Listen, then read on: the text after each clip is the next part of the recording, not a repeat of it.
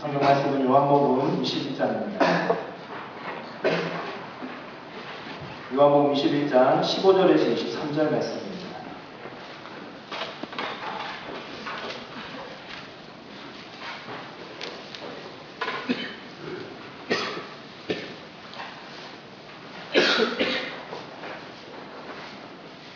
요한복음 21장 15절에서 23절까지 교도하여 읽겠습니다. 요한복음 15장 21장 15절에서 23절입니다. 그들이 조반 먹은 후에 예수께서 시몬 베드로에게 이르시되 요한의 아들 시몬아 내가 이 사람들보다 나를 더 사랑하느냐 하시니 이르되 주님 그러하나이다. 내가 주님을 사랑하는 줄 주님께서 아멘. 세 번에 걸쳐서 제자도 또는 제자의 길에 대한 설교를 하고 있습니다. 예수님이 제자에 대한 길을 보여주시는 것이 여러 본문에서 나옵니다. 오늘 저는 오늘까지만 해서 예수님께서 보이셨던 제자의 길에 대한 설교를 마무리하려고 합니다. 오늘 읽었던 본문은 우리가 잘 아는 내용입니다. 제자들이 예수님이 잡히시는 것을 보고서 다 도망갔습니다.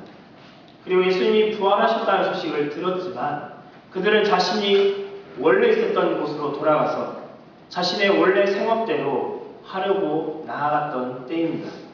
그때 예수님이 제자들을 다시 찾아가 만나시고 그들을 다시 부르시는 장면입니다.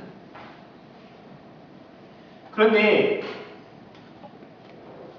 이 본문을 보면 예수님은 이들이 배반했다라는 데에 관심을 두지 않으십니다. 일반 기업 같으면 누군가가 회사를 배반했다, 누군가를 배신하고 등을 돌렸다라는 사실에 대해서 어떻게 조치를 취할까요? 회사 같으면 당신은 우리 회사를 배신했으니 나가십시오 라고 하지 않겠습니까? 사람과의 관계에 있어서도 누군가를 배신했다라고 할 때에 상대방은 배신한 사람에 대해서 어떤 조치를 취할까요? 얼굴도 보지 않겠죠. 예수님은 제자와 어떤 관계였을까요? 예수님의 친척이 제자를 다 구성되어 있었나요? 예수님은 잘 모르던 생면부지의 사람들을 불러 모으셔서 예수님의 제자로 삼으셨습니다. 이들과 아무런 연관이 없었던 예수님이었는데 그들을 제자로 부르셨습니다. 배반을 했습니다. 등을 돌렸습니다. 그런데 예수님은 그들을 어떻게 하셨습니까? 찾아가셔서 하신 첫 마디가 왜 나를 배반했느냐라고 묻지 않으십니다. 그들에게 음식을 제공하시고 먹을 것을 권하십니다. 참 이상한 분이시죠. 여기에서 우리는 예수님의 관심이 어디 있는지를 볼 수 있습니다. 배반했다에 대한 것에 예수님의 관심이 없습니다.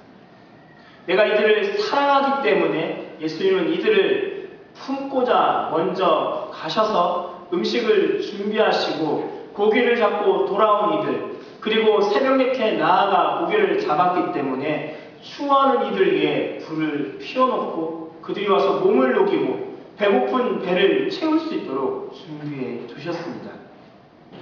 예수님의 관심은 배반에 있는 것이 아니라 예수님의 눈은 그들을 향한 사랑에 있었다는 것입니다. 우리가 잘 아는 영화 혹시 공공의 적이라는 영화를 보셨나요? 한 아들이 부모가 가지고 있는 많은 재산을 얻기 위해서 부모를 죽이는 영화가 공공의 적에서 나옵니다. 부모를 죽였는데 분명히 이 부모를 죽인 범인은 아들인 것 같은데 단서를 찾지 못했다가 나중에 단서를 하나 찾습니다. 손톱이 발견됐습니다. 어디에서 발견했는지 기억이 나시나요? 어머니의 식도에서 발견됐습니다.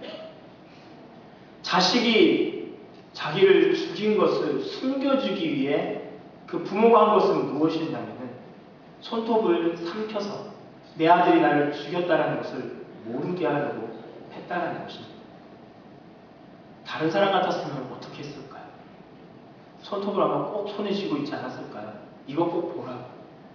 내 부모의 관심은 어디에 있습니까? 내 자녀가 나를 죽여도 내 아들만은 꼭 살려야 된다는 심정이 부모의 심정이었다는 것입니다. 마찬가지로 예수님은 배반한 제자를 향하여서 네가 왜 나를 배반했느냐라는 그 관심이 아니라 거기에 예수님이 초점이 두신 것이 아니라 사랑하기 때문에 예수님이 먼저 찾아가시고 먼저 우리를 부르셨습니다. 그것이 예수님이 제자들에게 보여주신 제자들입니다. 그렇다면 우리는 왜 예수님의 제자가 되어야 할까요? 두 가지 이유를 살펴볼 수 있습니다. 먼저는 예수님이 우리를 부르셔서 우리의 삶을 바꾸셨기 때문입니다. 과거의 우리의 모습 잘 아시죠?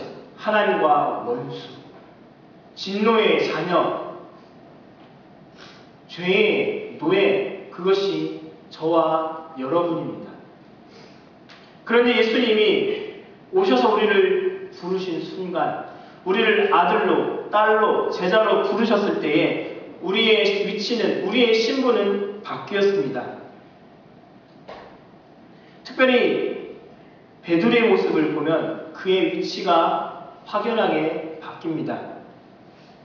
눈에 보았을 때는 그의 과거는 어부였습니다. 아무도 알아주지 않는 이름조차 흔해 빠진 베드로라는 이름을 가진 한 사람이었습니다. 그런데 예수님이 제자로 부르셨을 때에 이 사람은 바뀝니다. 사람을 낚는 사람. 그리고 그의 과거는 하나님과 원수된 자였는데 이제는 예수님이 다시 제자로 부르실 때에 배반한 사람이 아닌 용서받은 자가 바로 베드로였고 지금은 저와 여러분입니다. 우리 삶이 변화되기 때문에 우리는 그리스도의 제자가 되어야 합니다. 또 하나는 우리가 그리스도의 제자가 됨으로 말미암아 하나님께 영광 돌리는 사람이 됩니다. 19절에 보면 예수님이 베드로의 모습을 통해서 어떻게 하나님께 영광 돌릴 것인지를 말씀해 주십니다. 특별히 18절에 내가 젊어서는 스스로 띠띠고 원하는 곳으로 다녔거니와 늙어서는 내 팔을 벌리리니 남이 내게 띠띠우고 원하지 아니하는 곳으로 데려가리라 라고 말씀하십니다. 이 내용은 나중에 사도행전의 외경인 베드로 행전에 이런 일화가 기록됩니다. 베드로가 로마 군인들의 박해를 피해서 로마를 피해 떠나고 있습니다. 피난길에 오르고 있습니다. 그런데 예수님의 환상을 봅니다. 예수님이 로마로 들어가십니다.